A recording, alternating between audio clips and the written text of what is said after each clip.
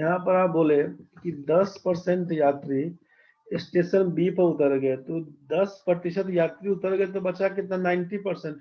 तो 90% of x का मतलब लिखिएगा 9/10x। तो इतना यात्री बचा हुआ है और 100 यात्री अंदर आए, मतलब 100 आदमी अंदर आए, तो 9/10x + 100। इतना आदमी स्टेशन बी से चला। स्टेशन सी पर 50% यात्री नीचे उतरे और 25 अंदर आए। अब स्टेशन डी के लिए चलेगा। सोचिए कि स्टेशन सी पर क्या हुआ, तो 50% जब नीचे उतरा तो 50% रहा होगा, मतलब आधा आदमी नीचे उतर गया तो आधा आदमी रहा होगा। 9x/10 प्लस जो 100 था इसका आधा ट्रेन में रहा है और 25 आदमी और आया, 25 आदमी और आया। अब क्या हुआ, तो स्टेशन डी पर 50% नीचे उतरा। अब जितना आदमी ये जो बचा हुआ है ना, इसका 50% फिर से उतर गया। तो इसका 50% उतर गया तो 50% ट्रेन में रहा होगा। आधा यात्री उतरा, आधा रुका हुआ है, तो इसका हाफ कर दीजिए कि आधा रुका हुआ है। और 50 आदमी अंदर आया, स्टेशन डी पर 50 आदमी अंदर आया। तो बोला कि जिससे यात्रियों की कुल संख्या 200 के बराबर हो गई। बराबर लिखना पड़ेगा आपको 200। यहाँ तक तो ठीक है। जरा इसको सॉल्व कर लीजिएगा ना, तो क्या लिखिएगा? 9x/2 से करिएगा। यहाँ पर देखिए इस पूरे आइटम में बाहर जो बड़ा सा कोष्ट है हाफ से गुना हुआ है, तो 2 से यहाँ गुना करिएगा, 2 से यहाँ 4, 9x/40 करिए प्लस 1/2 1/2 1/4 हो जाएगा। 100 में 4 से भाग करिएगा तो हो जाएगा 25, और प्लस ये कितना होगा, तो ये हो जाएगा 25/2, 25/2, और बाहर से है 50 दिया हुआ।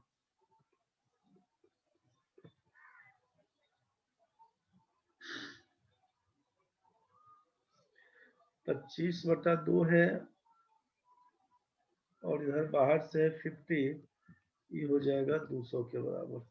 जरा सोचिए एक बार यहाँ पर कि 50 और 25 मिला के 75, इसको काटिएगा तो 125 बताइएगा।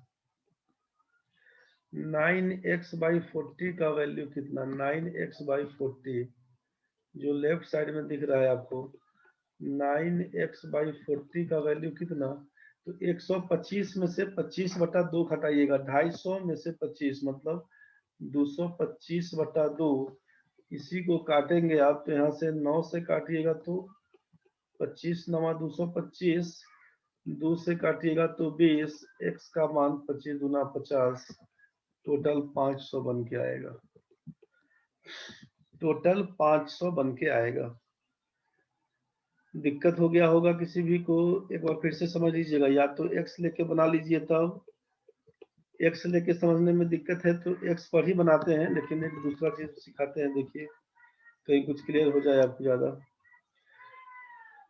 जब परसेंटेज वैल्यू कितना कितना दिया हुआ है, एक बार बोला 10%, 10% का मतलब 1/10, 50% नीचे उतर गया, 50% नीचे उतर गया मतलब 1/2, फिर 50% 1/2, मतलब ये आपका 20 के हिसाब से काम करेंगे ना।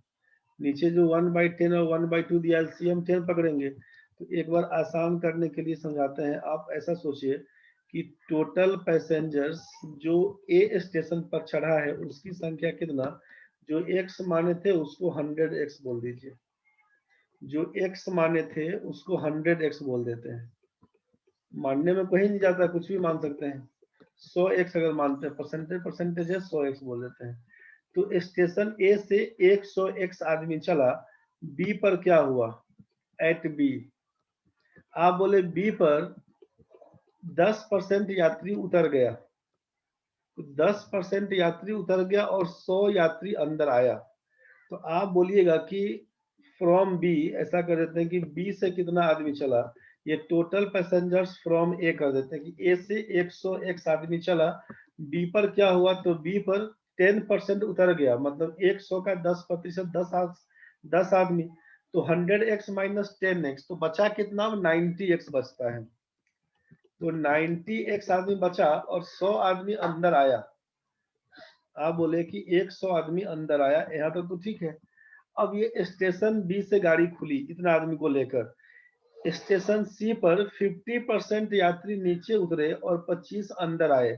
अब हम बोलेंगे फ्रॉम सी। सी पर क्या होना है, 50% आदमी नीचे उतरे, तो आधा आदमी उतरा तो आधा आदमी ट्रेन में रहा होगा। तो 90x प्लस 100 आदमी था, इसका आधा, तो 90 का आधा हो गया 45x, और 100 का आधा हो गया 50। मतलब 45x जो 50 आदमी उतर गया, जबकि 45x जो 50 आदमी था ट्रेन में। अब उसके बाद कितना, तो सी पर 25 आदमी अंदर आए। यहाँ तक ठीक हुआ। अब ये गाड़ी लेकर चली कितना आदमी को, तो बोलिएगा 45x जो 75 आदमी को लेकर गाड़ी चलती है। स्टेशन डी पर 50%, स्टेशन डी पर 50% नीचे उतरे और 50 यात्री अंदर आए, जिससे यात्रियों की कुल संख्या 200 हो गई। अब एट स्टेशन डी, या एट नहीं, इसको बोलिए फ्रॉम ही बोलिए, कि फ्रॉम डी, डी से क्या हुआ, फिर डी से क्या हुआ, तो जो 45x प्लस 75 आदमी को लेकर सी से चले थे, डी पर पहुंचे इतना लोग, तो 50% नीचे उतर गया। तो इसका मतलब है कि 50% गाड़ी में रहा होगा, मतलब इंटू 1/2 ट्रेन में रहा, और 50 आदमी और आए प्लस 50, तो अब बोल रहे हैं आपकी 200 आदमी हो गया। इसी को जरा सॉल्व कर लीजिए ना। यहाँ पर 50 है और यहाँ पर 200 है, तो ये 50 200 में घटा के 150 कर दीजिएगा। इसका मतलब क्या लिखिएगा, 45x प्लस 75 बट्टा 2 था, बराबर 150, तो 150 में 2 से गुना कर लीजिए, क्रॉस मल्टीप्लाई 300 हो जाएगा। 45x बराबर कितना, तो 300 घटाओ 75 हो जाएगा 225। इसीलिए 45 पंचे 225, x का मान 5 निकल के आएगा। और हमसे पूछा था कि टोटल कितना आदमी ए पर चढ़ा था, तो 100x बोले थे हम लोग, 100x, तो x का मान 5, इसीलिए फ्रॉम ए कितना आदमी चढ़ा, तो 100 ए का मतलब है 500, 500 बी नंबर ऑप्शन लगाइएगा। यही आपका आंसर है। आराम से एक्स पर बनाइए, तब ऐसे बनाइए, तो जैसे ही बनाने का मन बनाइए। 23 नंबर में देखिए, एक वस्तु के मूल्य में 8% की वृद्धि की गई, बाद में नई कीमत में 8% की कमी की गई। अगर नवीनतम कीमत 1 रुपया थी तो मूल कीमत कितनी थी। आपसे कहा गया था कि जब 8% का वृद्धि और 8% का कमी, तो सक्सेसिव इंक्रीज और डिक्रीज के हिसाब से क्या करते हैं, मान लीजिए, तो जो लेटेस्ट प्राइस है, लेटेस्ट प्राइस के बारे में क्या होगा कि फाइनली जब 8% का इंक्रीज 8% का डिक्रीज, तो होता क्या है परसेंटेज चेंज में, आप बोलिए क्या परिवर्तन आएगा, तो लिखिएगा r²/100% हमेशा डिक्रीज होता है। मतलब लेटेस्ट प्राइस के बारे में बात करें, अगर लेटेस्ट प्राइस के बारे में बात करें, तो 100 माइनस r²/100 बराबर था 10,000 माइनस r²/100%, ये लेटेस्ट प्राइस है। और क्वेश्चन में क्या दिया हुआ है कि लेटेस्ट प्राइस का वैल्यू 1 रुपया के बराबर, तो मूल कीमत बताइए। तो according to question, 10,000 minus r²/100% का वैल्यू 1 रुपया के बराबर, तो ओरिजिनल तो है हमारा 100%, इसका वैल्यू बताइए। ये क्या होगा, इतना 1/10,000 माइनस r², ऊपर हो जाएगा 100, और फिर 100 से गुना करिएगा, तो ये हो जाएगा ऊपर में 10,000 और नीचे हो जाएगा आपका 10,000 माइनस r²। बस यही आपका कीमत है, D number option. r% increase का मतलब 100 प्लस r, ये आप जान रहे हैं। r% डिक्रीज का मतलब है 100 माइनस r, तो ये 10% का इंक्रीज का मतलब 110% बोलते हैं ना भाई, तो मतलब 110% इतना बटा 100 बोल दीजिएगा। 10% का डिक्रीज मतलब 90/100, तो 100 घटाओ r/100 बोल दीजिएगा। बस यही से ये 100 प्लस r और 100 माइनस r, तो 10,000 माइनस r² बाई नीचे हो जाएगा 10,000। यही से काम करना शुरू करिए। और ऐसे भी परसेंटेज के टाइम में लिखवाए थे ना कि x% का इंक्रीज x% डिक्रीज, तो x²/100% डिक्रीज होता है, ये लिखवाए थे, बस उसी का करके निकाल दिए हैं। बना के खुद से भी देखिएगा, दिक्कत बुझाएगा तो भी बताइएगा। एक आदमी अपने आय का 75% खर्च करता है। यदि उसके आय में 20% की वृद्धि होती है और व्यय में 15% की वृद्धि होती है तो बचत में कितने प्रतिशत की वृद्धि होगी? इनकम को अगर बोल देते हैं 100 रुपया, एक्सपेंडिचर को बोल देते हैं 75 रुपया, तो सेविंग कितना? तो सेविंग हो जाएगा 25 रुपया। अब यहाँ से न्यू इनकम के बारे में बोले के तो 120, 20% का वृद्धि 120, खर्चा में 15% का वृद्धि, न्यू एक्सपेंडिचर तो 75 रुपया था, 15% का वृद्धि 115/100 कर देंगे। 25 दिया 75, 25 चौका 100, 4 से काटिएगा, 4 दूना 8, 3 और 5, 4 अट्ठे 32, 3 0, 4 सत्ते 28, 4 पंचे 20, गुना करिएगा ना। 75 दिया 225, 28 दिया 84, 2 86, 86.25 ये खर्चा हुआ। तो आपसे पूछा जाएगा यहाँ पर कि न्यू सेविंग कितना है, तो बोलिएगा 120 रुपया में से 86 रुपया 25 पैसा घटा देंगे तो बचेगा कितना? तो बोलिएगा यहाँ पर 75, 9 में 6 जाएगा 3, ये हो जाएगा 3, 33 रुपया 75 पैसा सेविंग है।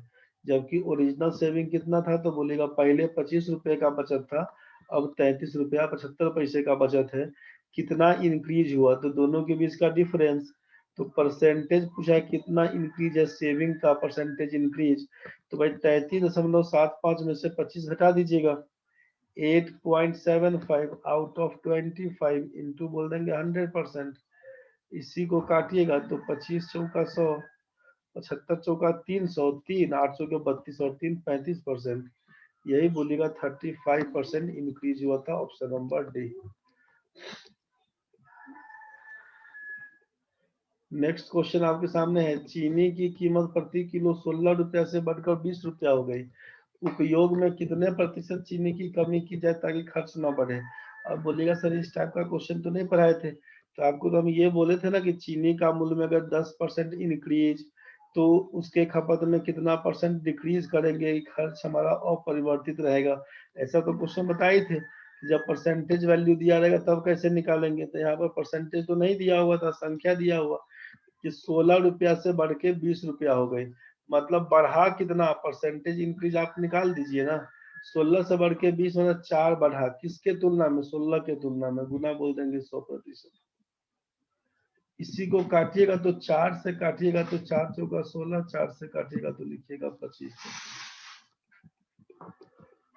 25% जब दाम इंक्रीज होता है तो how much percent decrease in consumption, तो लिखिएगा 25 बटा, यही बताए थे आपसे, 25 बटा 125 गुना 100%।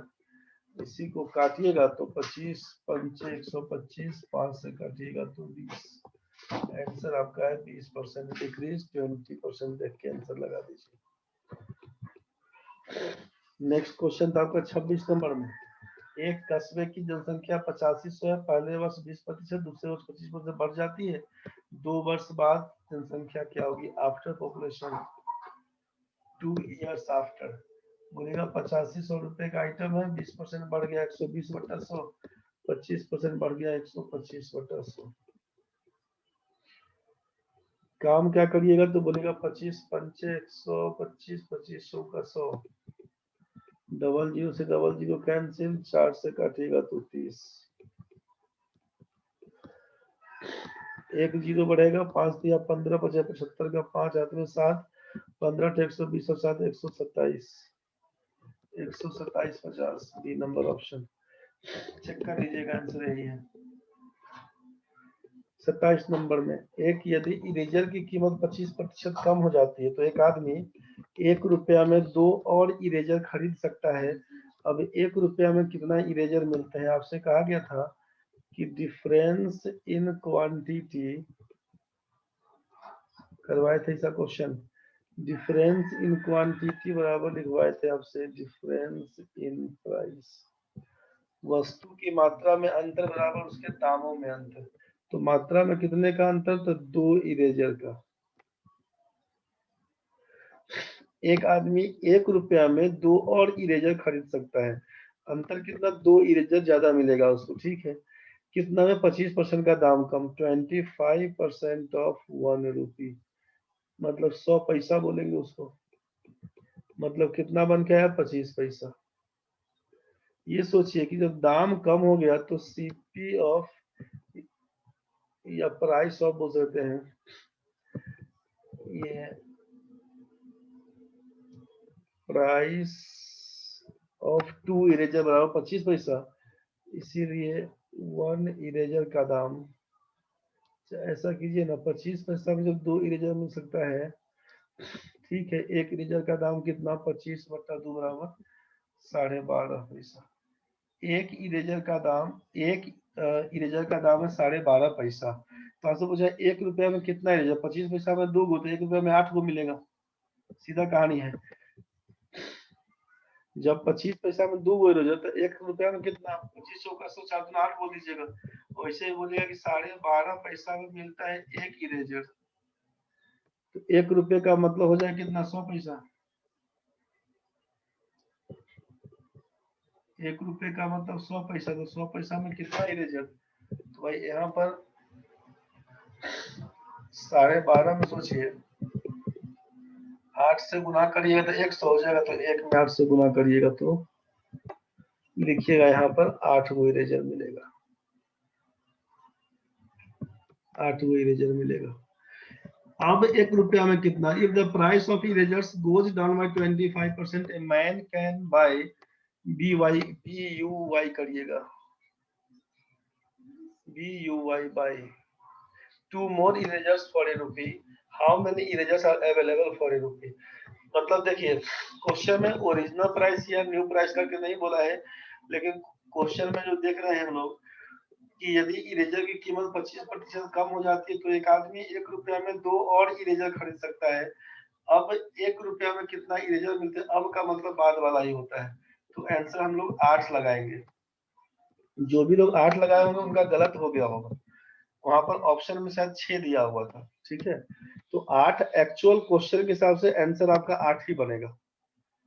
इसका हम सॉल्यूशन में सुधार नहीं पाए तो वहां पर ऑप्शन देने टाइम, तो आप लोग देख लीजिएगा क्वेश्चन में क्या हो गया। सोचिए कि ये 8 इरेजर तो फिक्स हो गया, 25% कम होने के बाद, मतलब आप ऐसा सोचिएगा कि 75% का दाम, 75% का दाम अगर 1 रुपया है तो 100% का दाम कितना रहा होगा, यही से लिखिएगा ना, 1/75 गुना 100, 3 और 4 मतलब 4/3 रुपया।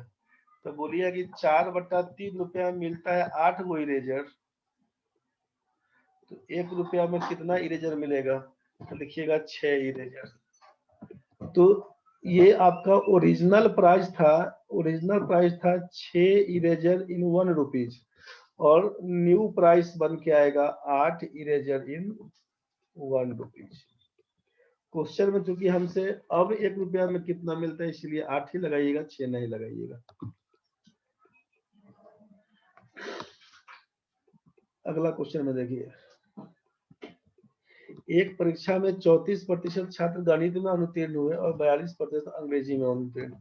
20% छात्र दोनों में, ही बताए थे आपसे कि जब 20% दोनों में है और मैथ में है 34% मैथ में, और 42% बोल दिया आपका इंग्लिश में, तो यहाँ पर क्या क्या हो जाएगा, 34 में से 20 निकल गया तो 14% ओनली मैथ, 42 में से 20 निकल गया तो 22% ओनली इंग्लिश, तो टोटल फेल कितना, तो 34 और 22 मिला के बोलिएगा 56%। तो 56%, 34 और 22 मिला के 56%, ये फेल वाला कहानी था। तो 56% अगर फेल करेगा तो बोलेगा 44% बच्चा पास करेगा, यही आपका आंसर। 29 नंबर क्वेश्चन देखिए, अर्नब ने 4 जोड़ी काले मोजे और कुछ अतिरिक्त जोड़े नीले मोजे मंगवाए। प्रति जोड़ी काले मोजे की कीमत नीले मोजे की 2 गुने थे। जब आदेश भर दिया गया था तो यह पाया गया कि दोनों रंगों के मोजे के जोड़ों की संख्या आपस में बदली हो गया। इससे बिल 50% बढ़ गया। मूल आदेश में काले मोजे के जोड़ों की संख्या का नीले मोजे के जोड़ों की संख्या से क्या अनुपात, यही क्वेश्चन है मोटा मोटी। अब जरा हम सोचिए कि ब्लैक मोजा, ये ब्लैक सॉक्स और यहाँ पर बोल देते हैं नीला मोजा, ब्लू सॉक्स। यहाँ पर ही देते हैं क्वांटिटी, यहाँ पर ही देते हैं प्राइस। तो 4 जोड़ी काला मोजा मंगवाया, कितना ब्लू मंगवाया, एक्स पीस मान लेते हैं, एक्स जोड़ी। प्रति जोड़ी काले मोजे की कीमत नीले मोजे का 2 गुना। नीला मोजा अगर 1 रुपया में देता है तो ये दिया होगा 2 रुपये के हिसाब से। तो टोटल कॉस्टिंग कितना पड़ा, टोटल कॉस्टिंग मेरा पड़ता 4 गुना 8 रुपया और यहाँ से 1 रुपया, मतलब कुल हमको होता 8 प्लस 1 रुपया हमको पे करना था, 8 प्लस 1 हमको पे करना था। लेकिन आप क्या बोले कि जब आदेश भर दिया गया तो यह पाया गया कि दोनों रंगों के मोजे के जोड़े की संख्या आपस में बदली हो गया। मतलब हमको जो 2 यहाँ पर भरना था, मतलब 2 रुपया के हिसाब से ब्लैक था और 1 रुपया के हिसाब से ब्लू वाला था। तो हम लोग यहाँ पर एक्स पकड़ लिए थे और यहाँ पर ये 4 जोड़ी नीला कर दिए और एक्स जोड़ी काला कर दिए। तो हमको टोटल कॉस्टिंग न्यू के हिसाब से कितना पड़ जाता, सोचिए कि भाई 2x और यहाँ से पड़ जाता हमारा 1 इंटू 4 बराबर 4। मतलब टोटल कॉस्टिंग हम लोग यहाँ से 8 प्लस एक्स बोल देते और यहाँ पर बोल देते 2x प्लस 4। तो आप क्या बोले कि एक्चुअल में आना था हमको 8 प्लस एक्स, लेकिन हम ले आए कितना 2x प्लस 4। तो आप बोले कि इससे बिल 50% बढ़ गया। मतलब जो 2x प्लस 4 था ना, जो 2x प्लस 4 वैल्यू आया वो पूर्णांक बढ़ा किसके तुलना, पूर्णांक के तुलना में, तो 50% बढ़ गया, मतलब 150%। तो 150% का मतलब कितना, 150 बटा 100 मतलब 3 बटा 2। 150 बटा 100 का मतलब क्या बोलिएगा, 3/2। तो क्रॉस मल्टीप्लाई करेंगे तो 2x, क्रॉस मल्टीप्लाई करिएगा तो 2x प्लस 4 में 2 से मल्टीप्लाई कर दीजिए। तो 4x प्लस 8 बराबर 8 3 24 जोड़ 3x, 4x में से 3x जाएगा तो x बचेगा, 24 में से 8 जाएगा तो 16 बचेगा। तो क्वेश्चन में पूछा है कि मूल आदेश में काले मोजे के जोड़ों की संख्या का नीले मोजे के जोड़ों की संख्या से क्या अनुपात। तो एक काला मोजा दिया था 4 को और ब्लू वाला दिया था 16 को, 4 16 का मतलब है 1:4। बस यही कहानी है, स्थिर से देख के समझिएगा, दिक्कत बनेगा फिर बताइएगा। 30 नंबर क्वेश्चन में ध्यान से समझिए। बैडमिंटन या टेबल टेनिस या दोनों खेलने वाले कुल 85 बच्चों में से लड़कियों की कुल संख्या समूह में लड़कों की कुल संख्या का 70% है। मतलब टोटल चिल्ड्रन बोलेंगे 85, बॉयज इज टू गर्ल्स बोल देंगे कि लड़कियों की कुल संख्या लड़कों की संख्या का, girls is to boys. Boy अगर 100 होगा तो उसका 70%, मतलब 7:10 का रेशियो। 7:10 का मतलब कितना, तो भाई 10 और 7 जोड़ेंगे 17, रेशियो का मान 85, एक रेशियो का मान 5, तो 7 पचे 35, 10 पचे 50। मतलब लड़का है 50 को, लड़की है 35 को, कुल मिला के 85 बोल रहे थे। अब खेलता है 2 टाइप का, या तो टेबल टेनिस खेलेगा चाहे बैडमिंटन खेलेगा। तो ध्यान से समझिए कि जब बॉयज आप बोल दिए 50 को है और गर्ल्स बोल दिए 35 को है, तब तो टोटल मिला के 85 आदमी हो ही गया है। अब जब हम लोग क्वेश्चन में काम करते हैं,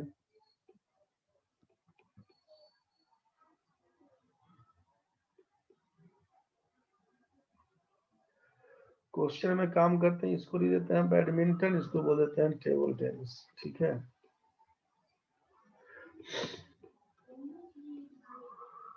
इसको बैडमिंटन, इसको बोलते हैं टेबल टेनिस। अब ध्यान से समझिए क्वेश्चन में, केवल बैडमिंटन खेलने वाले लड़कों की संख्या, केवल बैडमिंटन, बैडमिंटन पूरा तो ये वाला है, लेकिन जैसे ही केवल बोलेंगे तो केवल का मतलब है कि इसको पकड़ना होगा बस। तो क्या बोलिए, केवल बैडमिंटन खेलने वाले लड़कों की संख्या लड़कों की कुल संख्या का 50% है। लड़कों की कुल संख्या तो 50 गो है, तो 50 का आधा है 25, 25 गो लड़का केवल बैडमिंटन, ओनली बैडमिंटन में 25 बॉय है, 25 लड़का है केवल बैडमिंटन खेलने वाला। और बैडमिंटन खेल लड़कों की कुल संख्या, अच्छा देखिए ध्यान से समझिए, केवल बैडमिंटन खेलने वाला 25 लड़का निकल गया और बैडमिंटन खेलने वाले लड़कों की कुल संख्या समूह के लड़कों की कुल संख्या का 60%।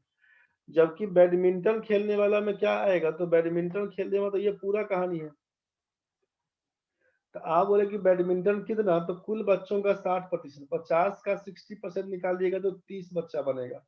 मतलब 25 को ओनली बैडमिंटन में है, तो 5 गो बच्चा ऐसा होगा, 5 गो लड़का जो बैडमिंटन भी खेलता है, टेबल टेनिस में भी होगा। तो 25 5 30 तो दिख गया।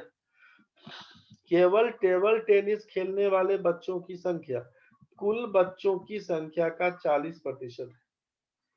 तो 85 का 40%, 10%, 8.5, 17 गुना 34, तो 34 गो है कुल बच्चा है बैडमिंटन खेलने वाला। सोचिए टेबल टेनिस खेलने वाला, मतलब 34 बच्चा है टोटल टेबल टेनिस में। तो लड़कों की संख्या 25 5 30, लड़का है कुल कितना, लड़का है कुल मिला के 50, तो 30 लड़का यहाँ पर है, तो 20 गो लड़का हो जाएगा यहाँ पर। और आप बोले 34 आदमी है टेबल टेनिस खेलने वाला, तो 20 गो केवल वनली में ना, केवल टेबल टेनिस खेलने वाला, केवल टेबल टेनिस, तो यहाँ पर 20 बन जाएगा। तो आप 14 को लड़कियों खिलाइएगा यहाँ पर। आगे दिया है कि कुल 12 बच्चे बैडमिंटन और टेबल टेनिस दोनों खेलते हैं। तो 5 गो लड़की है तो 5 गो लड़का है तो 7 गो लड़की होगा यहाँ पर, तब दोनों खेलने वाला। लड़की का कुल संख्या 35, तो 14 7 21, 21 का मतलब है कि 14 को होगा लड़की यहाँ भी। तो पूछा केवल बैडमिंटन खेलने वाली लड़कियों की संख्या कितनी, तो भाई 14 गलत तो दिख रहा है हमको, 14 लगा देंगे बी नंबर ऑप्शन। समझ में आया है तो ठीक है, किसी को अगर डाउट है इस 300 क्वेश्चन में से किसी भी क्वेश्चन में, तो अब अपना हाथ खड़ा करिए, बताइए जो भी डाउट हम क्लियर कर देंगे।